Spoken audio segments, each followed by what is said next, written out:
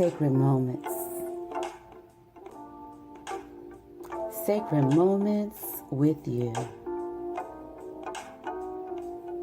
Sacred moments. Yeah. Enter in sacred moments. I'm here in this space on this day with you. I'm here in this sacred space witnessing the morning dew. Sacred moments. In voice and in victory, we will share our thoughtful view, conversing and even challenging things we thought we knew. Sacred moments. With expectancy and excitement is this time set aside. Won't you enter in with us? And come on, let's take this ride. Riding the waves of wonder and whimsy. We're not here to do silly or flimsy. We're sacred moments. We are here open to listen and engage and converse. You know I'm going to keep the triune God in sight and first. I'm here with you on this holy mountain of meaning, sharing vowels and syllables, discussing powerful gleanings. It's sacred moments. With songs and sonnets and poems and prose, this is not just another one of those radio shows. It's sacred moments. It's sacred moments with me as your host, here to clear and create and commune with you from coast to coast. It's sacred moments. Enter.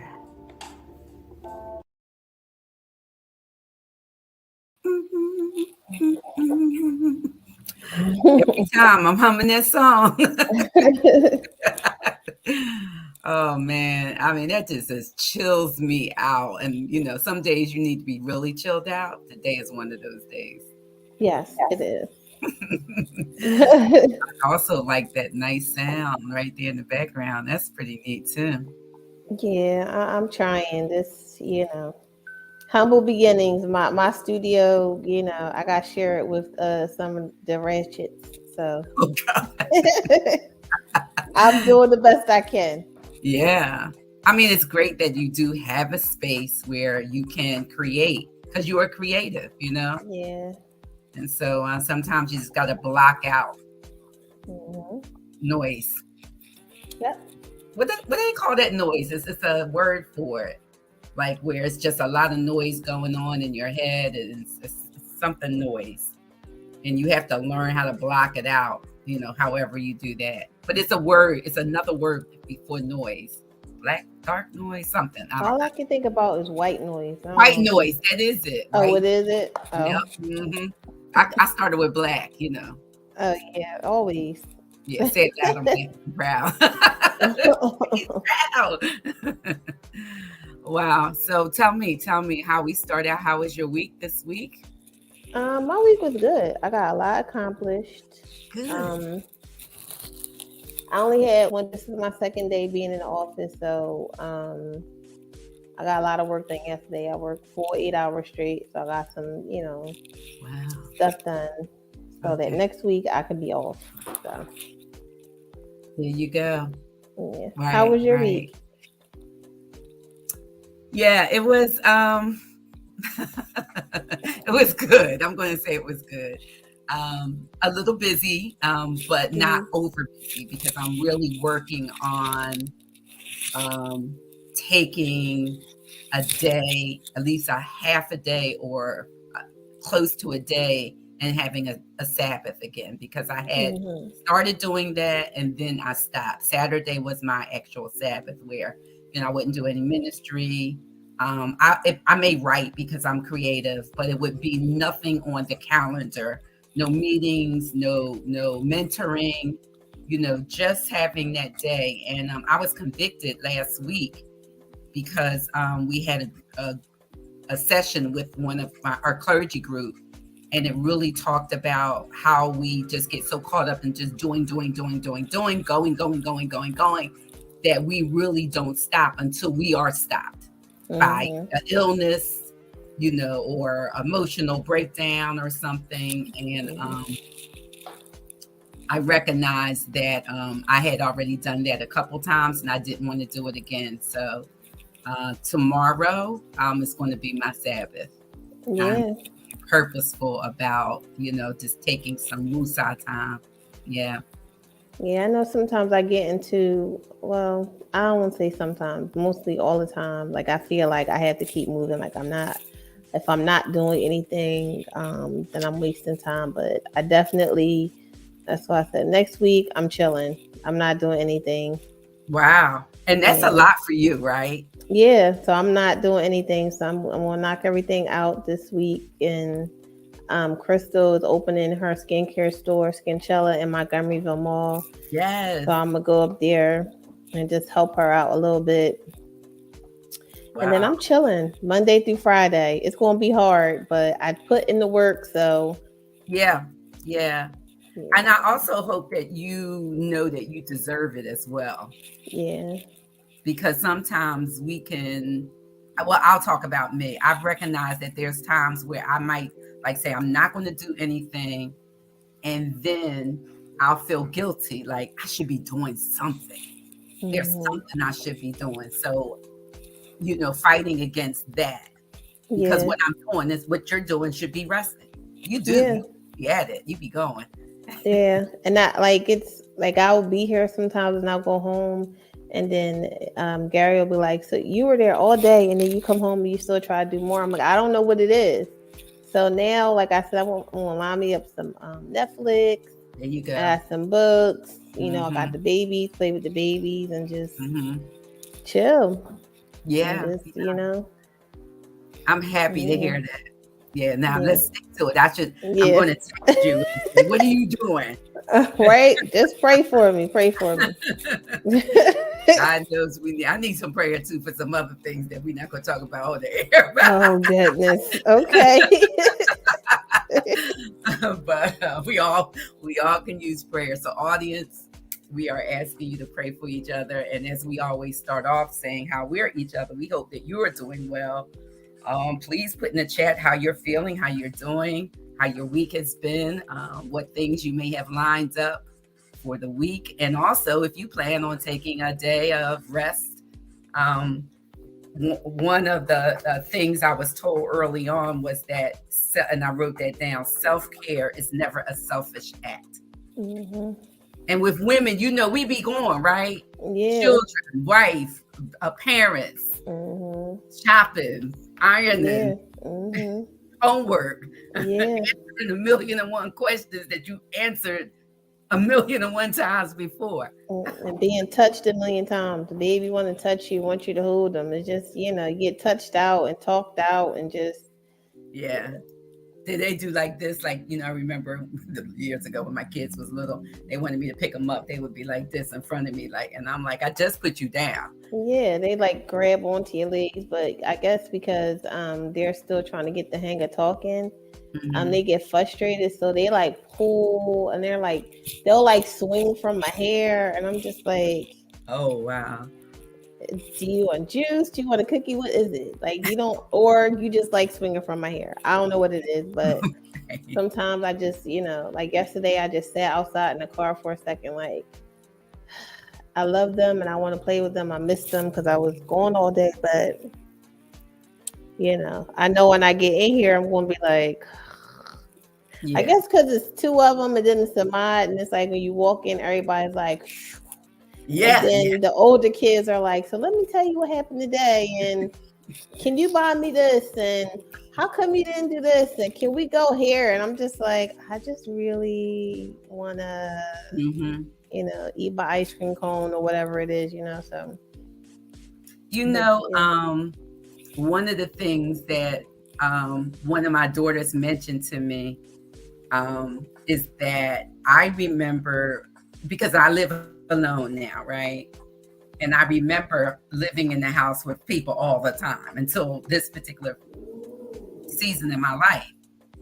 And I remember it initially, it was so quiet. I wasn't happy, you know, because I went from having a whole family to myself. And then it was like, I'm coming in the house to myself, I'm leaving, you know what I mean? So one of my daughters had said, like she called me one day, said, what you doing? I said, nothing, you know, I had nothing to do. I'm just laying here. And she was like, wow, I would love to just do that and have nobody talk to me. Yeah. I'm telling you. And then like I'm quiet. Like I'll watch TV, but it's like really low because I read the captions. Yeah. And then like I just like quiet. Like I'll be in here all day quiet, or I'll like turn on a documentary, and you know it's the fish tank going, so the filter is going in the house. The babies are talking. You know, Gary's on the phone loud talking. Ali is laughing at something on his phone, and it's, you know, I don't know. I'll probably miss it when it's gone permanently. Like if you know what I mean. After a while. But like that's why I like having a space where even if I'm not doing anything, I could just do what I want to do. Like I like quiet. I'm sorry, and like they don't understand, especially like after 7, 8 o'clock. I'm like, everybody got to turn TV down. Like the volume can't be up past 10. We need to get some headphones or something like. So I don't know what that is. I don't know if it's just like an age thing, but. I just like peaceful kind of things. Like I'm trying to read or whatever it is I'm trying to do, you know? Yeah. I think you're an introvert though, aren't you? Yeah. Yeah. So that's I just like to be with myself, my thoughts sometimes. You know? Interesting enough though, because as hard as it was for me in the beginning, now I am being very transparent, a little concerned that I don't even know if I could live with anybody again. I was talking to the Lord about that, and I'm like, am I selfish? Because you know, I like company for a minute, or, you know, hanging out for a minute. And then I'm like, when I come home, I know my mom, when she comes over to the house, she was like, I don't know how you do this. Like, because they'll be just like pew, pew, pew, pew, running back, throwing this, dropping this, throwing trucks and all kinds of stuff. And I'm just sitting there like, you know, like it's every day. So it's not really like shocking to me. She's like, I don't know how you do this. So yeah, I look forward to that day. Yeah. And being, you know, the kids can come on. And it's an adjustment, you know. And even the big kids though, they'll just like, yeah, so let me tell you about what happened at work today. And I'm just like, okay, so your children like to talk to you. Yeah, so I'm glad. Yeah. You know, I don't want them to have, you know, I'm glad we don't have that relationship where they feel like they can't talk to me, or they don't want to talk to me, or they can't wait to get away from me. Yes. Exactly. Yeah. But sometimes too, I think children and just people in general sometimes forget that you are a person too.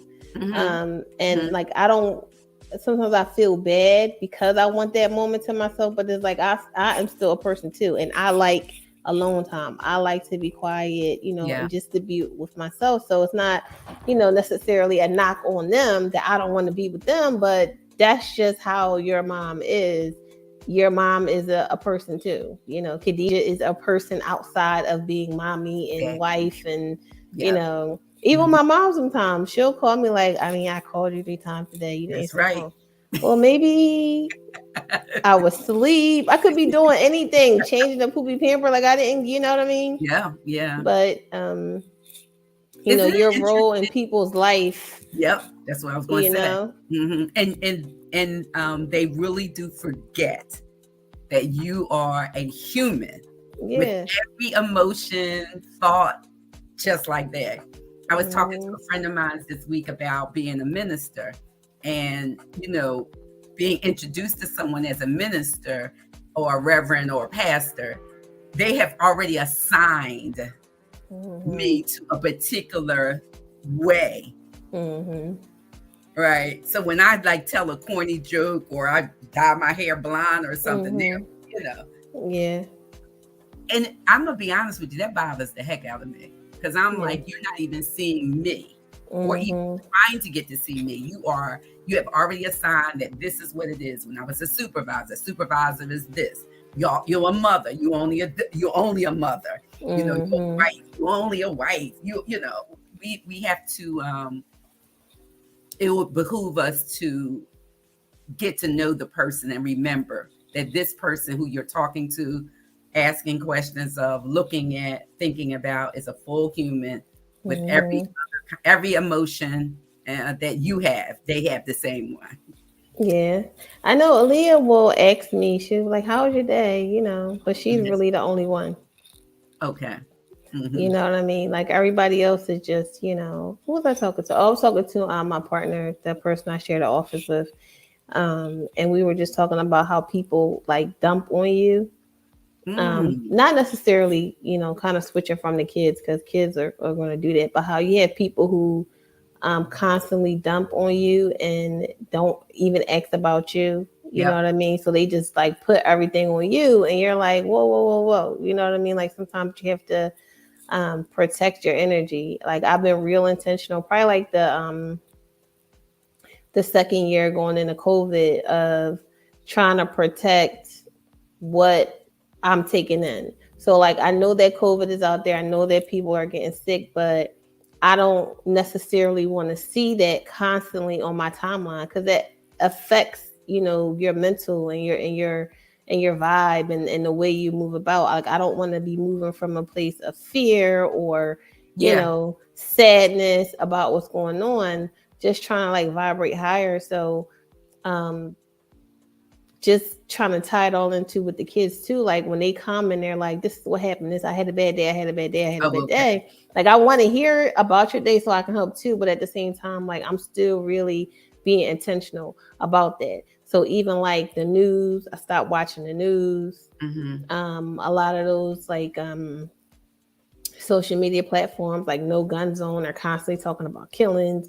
Like we know people are getting murdered. We know there are carjackings, but at the same time, if you're constantly taking in bad news from everybody else, like that starts to affect you and how you're feeling.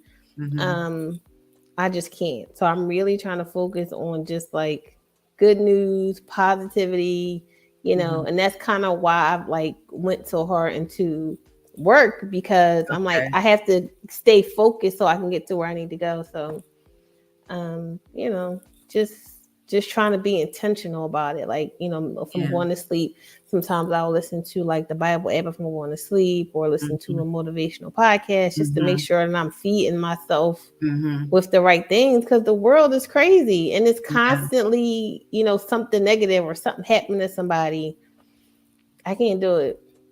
Well, one of the things I think is problematic is that we do hone in on sensationalizing one thing of the other.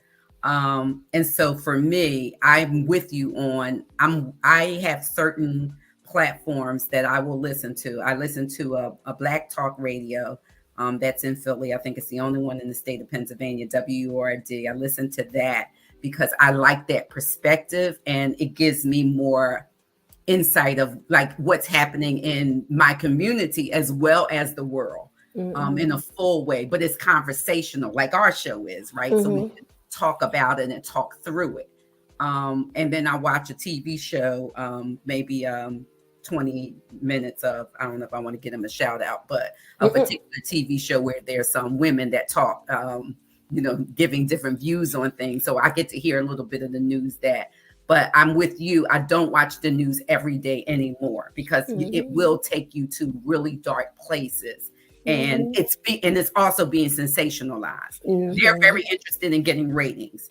So it's almost like, okay, well, COVID is still here, but the war is, you know, this is happening. So you get, 15, 17 minutes of that, so they're also, they're intentional about making you feel a particular way too, thinking that it's about the news.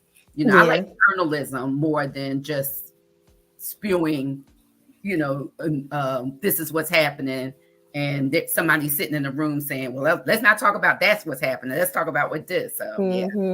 Yeah, they use the media as a way to, control the narrative or what they want, the people to think.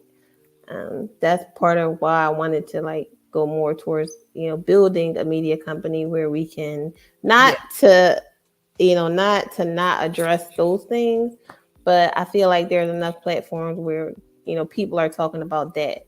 Like I want to talk more about, positive stories, people that have overcome some things. There are, superheroes in our own communities that we could be talking to. There are still people out here, cleaning up the community, building community gardens. There are good stories. Yeah. And I don't feel like there's enough people that are highlighting that. But you don't get to see that if you're focused on negative. Like even like what was I watching? I was watching something they were talking about how ever since music changed and went from like men singing like love songs and things like that. I saw that. Yeah, to more about, I guess because the world was changing, like it was drugs in the community. So now you're, singing about that. You're right about that. So you see that reflected in the community. So I really think like what you take in, whether it be music, TV, whatever, like that really affects the way you think, the way you move, and just the way you process things. So I'm like, don't bring me no bad news. What's that? Was that the Wiz? Don't bring me no bad. Yeah, like don't bring me no bad news. I'm not trying to hear it. Like, sometimes when my mom calls, she'll be like, "You remember Miss Such and Such?" I'm like, you know what that means. Yeah. I don't know. And she'll be like, "Oh no, her grandson, like, don't play with me, mom." Because I thought you was about to say that, that the lady died or something. Yeah, you know what I mean? But so our age group, your mom and I have talked about this. And it's evident because our age group, and I remember when my mom was going through this, when she got like in her 70s and 80s, and you see some of her friends that I knew, I call Miss So-and-so, they were, transitioning. But, that is part of this life that, we're living.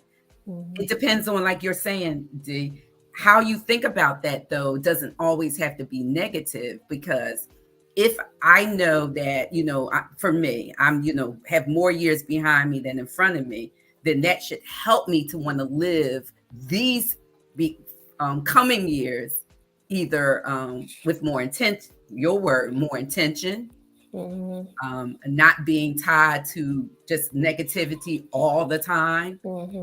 I like something you said earlier when you were talking about people, and I'm going to use your terminology, dumping on you, because you ingest that. And then there's times when you have to say, I can't pick that. You see that number on the phone and call ID, and you got at least 30 minutes of, girl, let me tell you what happened to me. Yeah.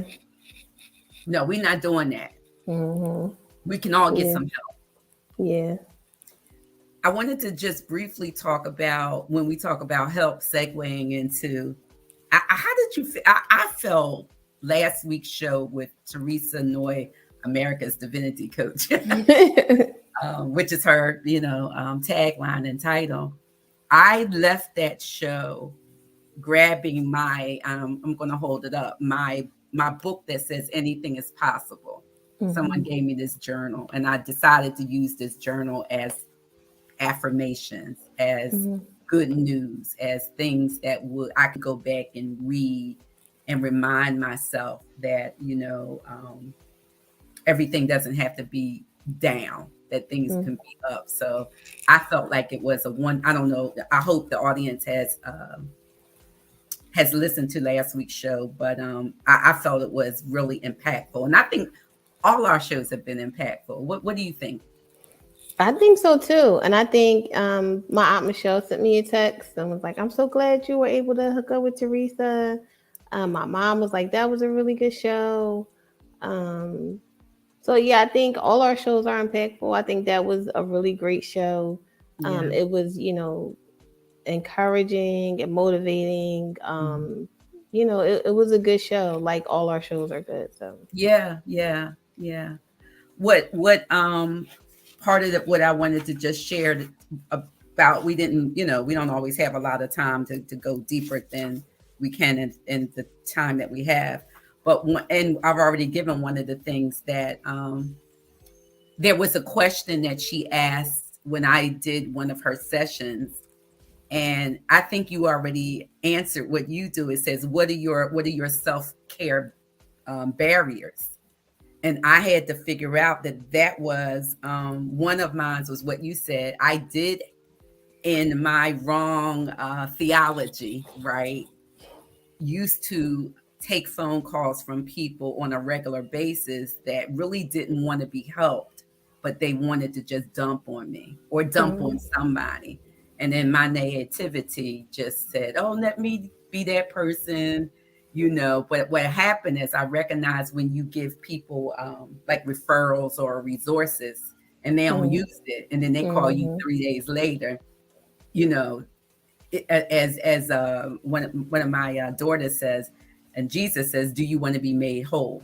That question is ever before us. Yeah. And you have to be careful too. Well, I can, speak from my point of view because of all the things that I'm going through. Like I had to be mindful of that too. Like every time I'm talking to you, I don't want to be like, oh, he did this. And let me tell you what he did. Like I don't want to be that person either. So it's kind of like, you don't want to take that in, but you don't want to be that person either. So just really like, doing a self-reflection moment and saying to yourself, like, you don't want to take that energy in, but you don't want to be dumping on somebody else either. And like you said, if you're not going to do anything about it, right. You know what I mean? So I even asked a friend one time, like, is this too much? Like, sometimes you got to do a check. Are you able to deal with what I have to talk about today? You know what I mean? Just sometimes people can't. Like, give me a minute. Yes. Because everybody is going through something. Yeah. You know what I mean? Well, listen, I'm going through something right now. I need to talk. Can you talk? Right.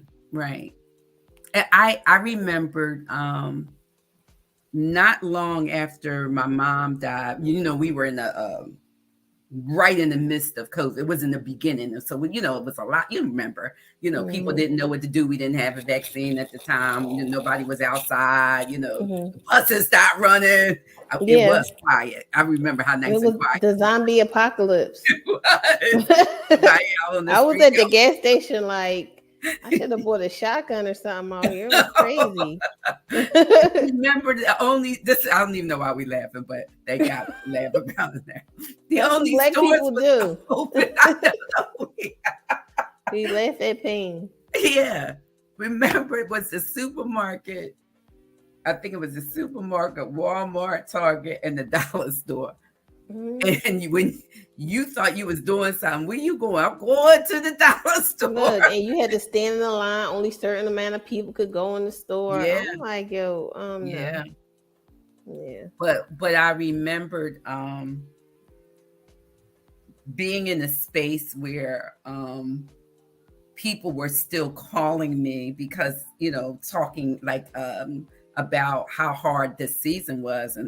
And I remember feeling like worse and worse and worse. And then I went to counseling, and my counselor was like, so can you just say you can't talk about that today? And I never thought to do that. To say, somebody would call me and I would say, this is not a good day for me to take in anything else. But it was empowering to do that. But it also helped me to understand that there were some people that only wanted to talk to me. Then too, you are a minister, you're a pastor. So people, I'm not, but I feel like people feel like they can dump on you guys because you're going to be, well, this is that, and give prayer and things like that. So I feel like people feel like you guys are the place to go. I'm stressed. Let me call pastor, let me call reverend, Yeah. let me call minister. So I feel like you guys are essentially like the place to go. Like, you know Yeah. what I'm saying? Again, going back to, they have lives and feelings and emotions, and they're going through things too. So you can't just call somebody up and constantly, you know, dump your problems on them. Now you hang up feeling better. And I know for me, I get off the phone and I'm sitting here trying to figure out how I can help you. Who can I call? Who do I know? What, you know what I'm saying? Or I'm like, Yeah. Dag, Yeah. that's sad. Yeah. When I was, you know, kind of okay. So now I'm sitting here worried about you. And this is Yeah. not even my issue. You know what I Yeah. mean? So Yeah. I mean, just a question for you, like as a minister, like how do you deal with that? Do you find that a lot of people are constantly coming to you for that outside of like, you know, coaching or therapy? They're just like, let me call Reverend.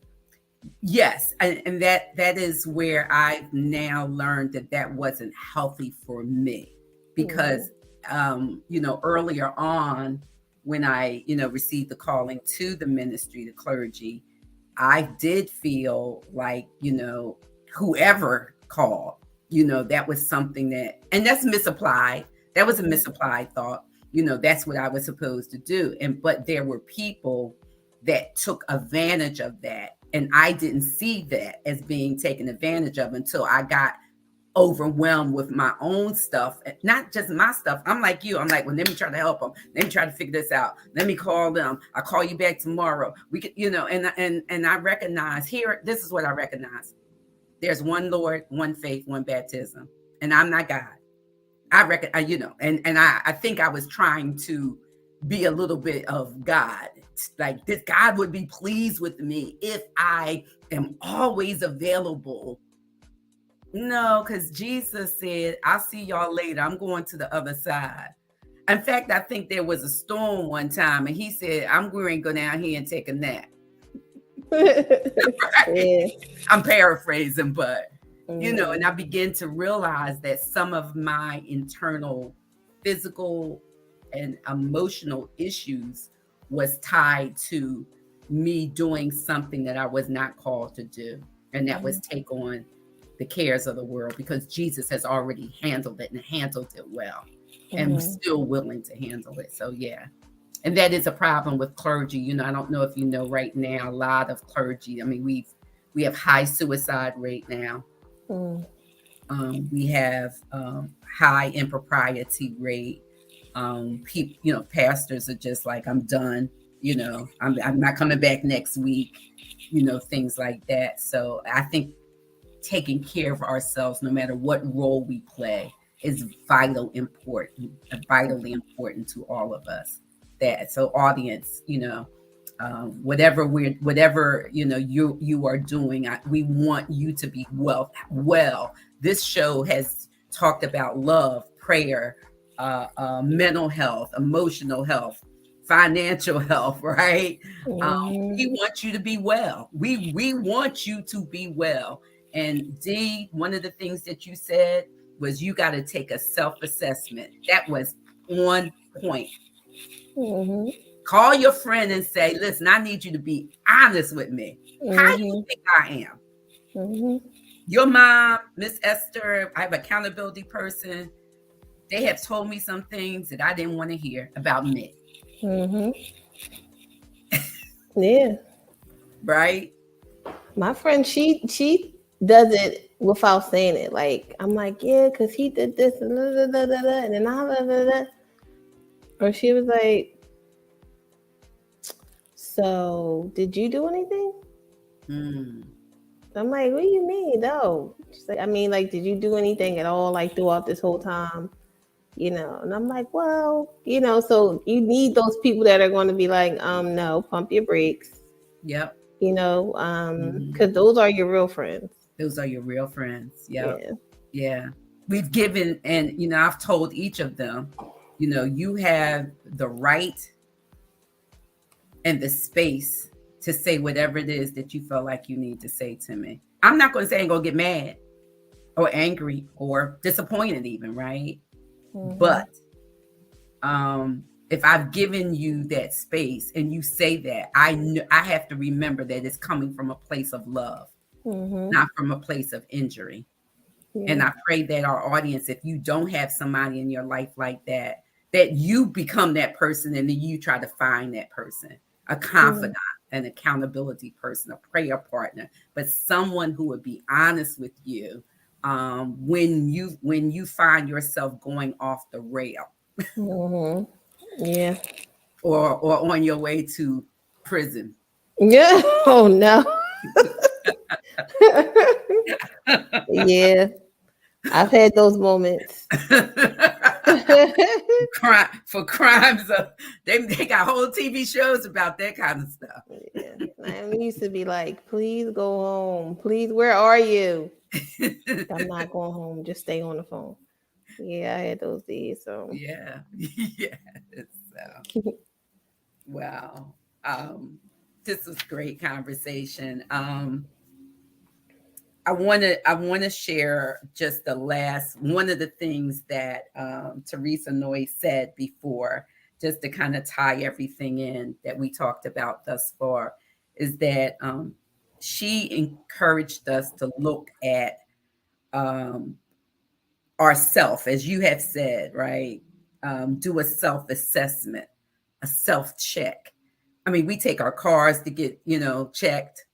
We have people come in and check our appliances, but we fail too many times to check our own self.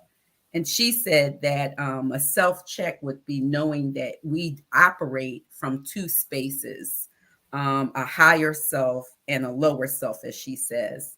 And I think, I'm paraphrasing what she said, but I'm sure, in her studies, as she got this from somewhere else. And this happened to me today. I was thinking about something.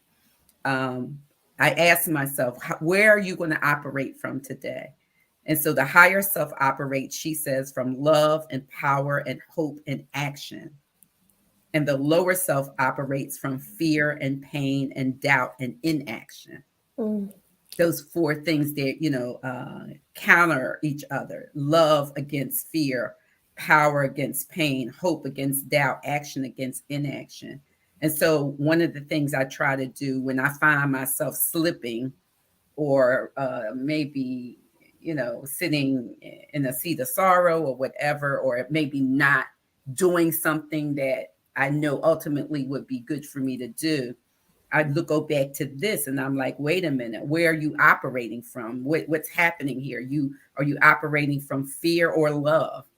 Because the higher self, the love, the power, the action, the hope, I mean, that catapults you to an even higher level. And the lower self, operating in fear and pain and doubt and inaction, stagnates you. So, I just think that the point of self-assessment, looking at yourself, is very, very important to the total healing of ourselves. And the Lenten season, I'll end with that. The Lenten season is a time, I think, where we should come to look at who God is, who we are in God and with God, and putting those two things together so that we can come out of this season just like spring is happening, renewed, refreshed, with sun shining. So that's pretty much it for me. How about you? Okay. Yeah, no, that was a good way to end. So make sure you catch Sacred Space Ministries Friday, Facebook Live at 6:30. And that's it. All right, audience, have a great week. And we look forward to seeing you next time on Sacred Moments with that nice chill song. And at least two very chocolatey, beautiful melanin women. At least two. Right.